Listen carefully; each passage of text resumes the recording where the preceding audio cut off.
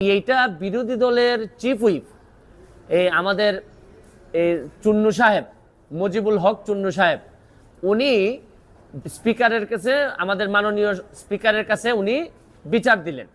তো যেহেতু point of অর্ডারে উনি বলেছেন, আমি উত্তর দেওয়ার সুযোগ পাই নাই। আমার প্রশ্ন হচ্ছে কি, উনি বিরোধিতা করবেন সরকারি দলে, কিন্তু উনি বিরোধিতা শুরু করছেন স্বতন্ত্র প্রার্থীর। এবং কি বিষয়ে বিরোধিতা, উনি তো আরো খুশি হওয়ার কথা যে আমরা আমাদের হিসাব দেওয়া শুরু করছি।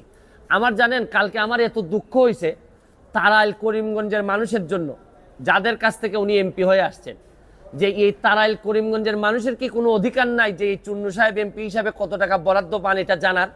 মানে ওনার বক্তব্য ছিল যে কোনোভাবেই যেন আমি ফেসবুকে না জানাই যে কে কত টাকা পায়। আরে আপনি জানেন যে এইবার মাননীয় প্রধানমন্ত্রী জননেত্রী শেখ হাসিনা আমাদের সবাইকে শাড়ি দিয়েছেন এলাকায় বন্টন করার জন্য। এই শাড়ি কি আমি প্রধানমন্ত্রীর উপহার, কি আমি